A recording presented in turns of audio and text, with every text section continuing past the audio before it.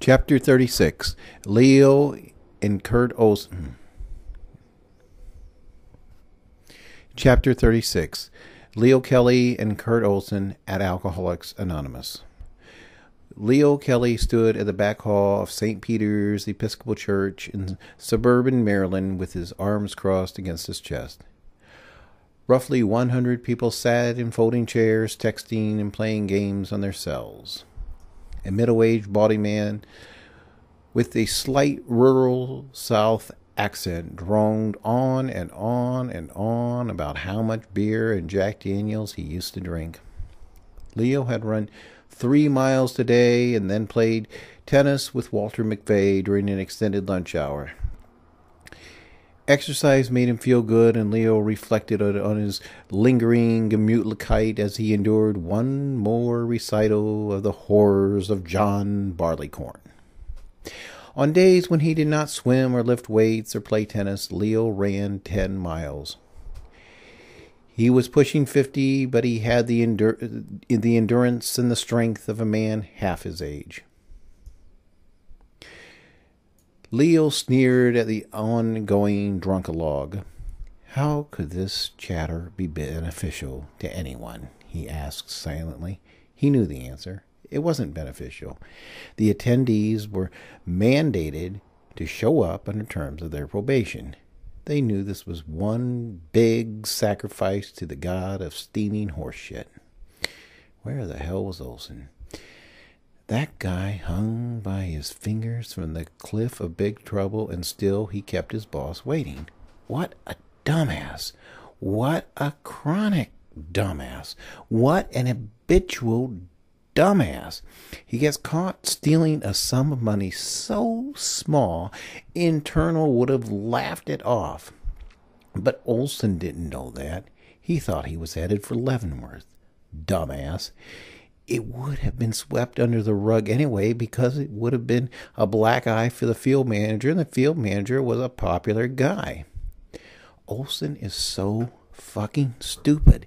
He ends up playing butt boy for the enemies list, devoting at least 40 hours a week to a job that doesn't pay him a penny. And despite his willingness to please, he doesn't please anyone.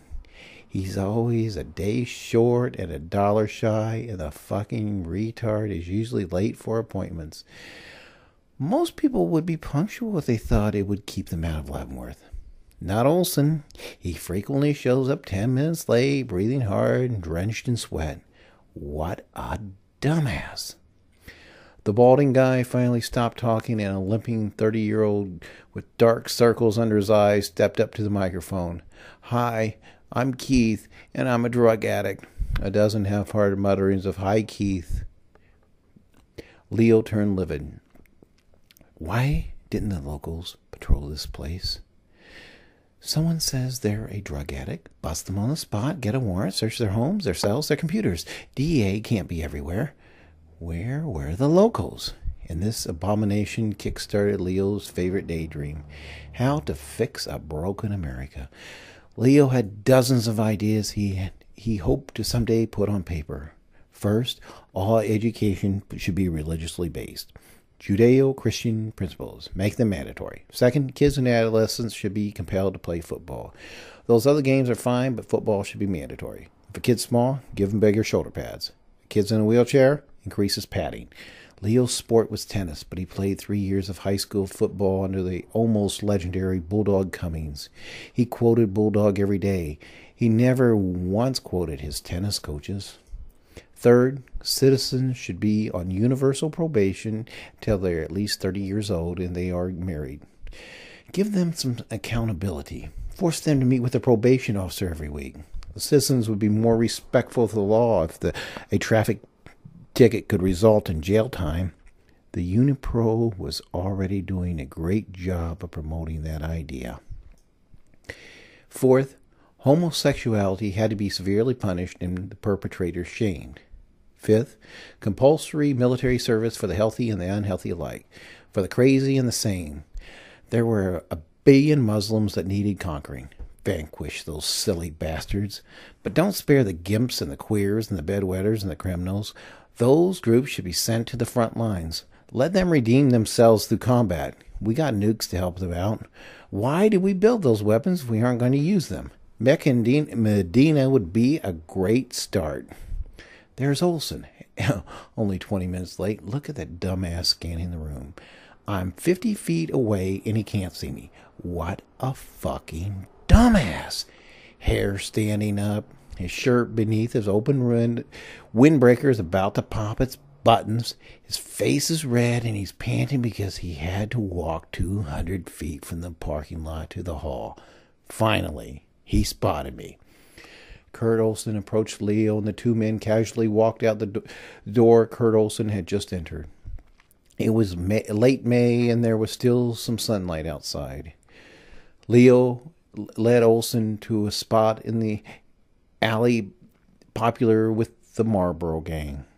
This place would be busy during break, but for the time being, the two men had privacy.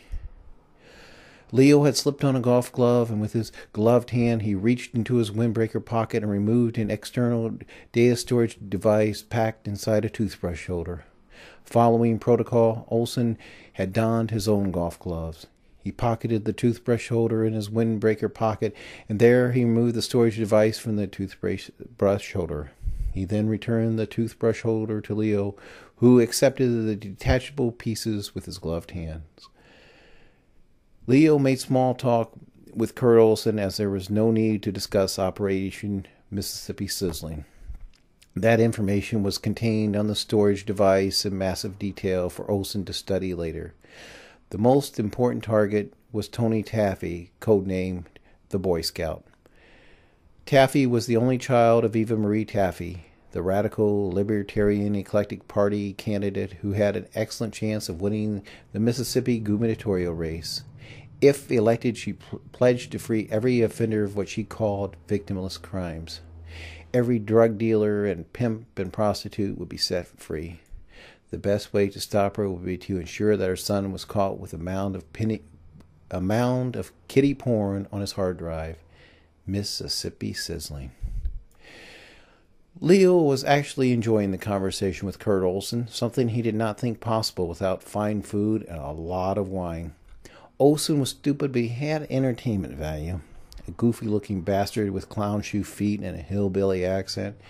He tried telling his story about finding himself on a toll road without money to pay his tolls and how he resolved this crisis. He never actually completed the story. He kept saying, I thought about doing this and I thought about doing that, but Leo would never learn what he actually did. With Olson's anecdote starting yet another orbit, Leo flinched at a down-tempo Notre Dame fight song. Hi, honey. Leo's wife would not call him on this cell if it wasn't an important matter, and he immediately thought of his mother-in-law's cancer. He was prepared for that, but this news would blindside him. Leo Jr. was being held by Chevy Chase police. He felt dizzy when his wife uttered the toxic words. Leo Jr. was being held on drug charges.